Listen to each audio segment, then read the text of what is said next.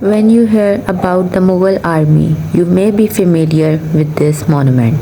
The Mughals ruled India for about 300 years, starting from the victory of Babur in the Battle of Panipat in 1526 and ended defeat of Bahadur Shah Zafar in 1857. During this era, a lot of political, cultural, and economic developments took place in the subcontinent. The conquest of Babur, the infection of the Mughal tradition started in India. The Emperor Babur was very fond of the Nile and its depiction. Now Babur did not live for long, so we do not have much experience of the paintings of his era. But Mughal paintings flourished during the era of his successor Humayun. After losing to his uncle Sher Shah Suri in the Battle of Kannauj, he was sent to jail.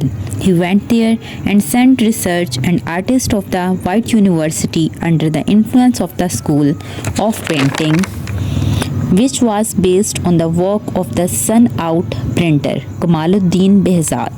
He liked the paintings of the school so much that he was returning to India. He brought two famous painters of the school, Khwaja Abdul Samad and Mir Sayyid Ali, with him. Abdul Samad gave shape one of the early year painting, Prince of the House of Tamur, and Mir Sayyid Ali themselves used to give the painting lessons to Humayun and his son.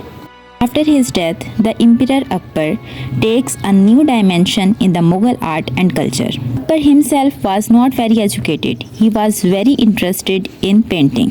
He also detained the painters Abdul Samad and Mir Sayyid Ali, who were his father's trained painters. Emperor Akbar started the work of illustrating the returned manuscripts in the form of painting, and one of the largest English projects was commissioned to be Hamza Nama. It took 14 years to complete the project. Akbar was the first Mughal ruler to show interest in the European paintings as well. During Akbar era, the Portuguese came to India and painted different paintings, including the Bible. Akbar painters studied the techniques of Western paintings in depth, such as perspectives and shading. A picture gallery was established in Akbar's palace, where the work of painting began to be executed in an organized manner. Akbar Palace was built in 1810. Samad and Mir Ali trained many Hindu painters, some of whom, like Savant and Savan, became major Mughal painters.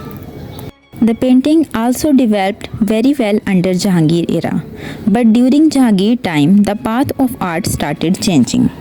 In Akbar's era, collective painters and collective signatures present on the painting, but in Jahangir era, he used only one signature on the painting. Paintings of plants, scripts, flowers, animals starting being put on canvas. Now albums are used to make paintings of artists. Paintings or portraits begin to be given more importance. The growing Western influence is visible here as well, real perspective. After Jahangir, Shah Jahan introduced the element of mistake in painting. In the era of Shah Jahan, realistic paintings of rulers and subjects and events, but also paintings of holy men, portraits revealing psychological insights began to be seen.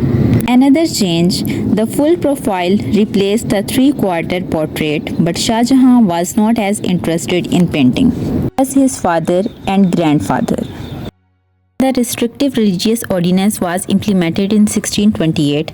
After that, the Mughal painting workshops were as if closed.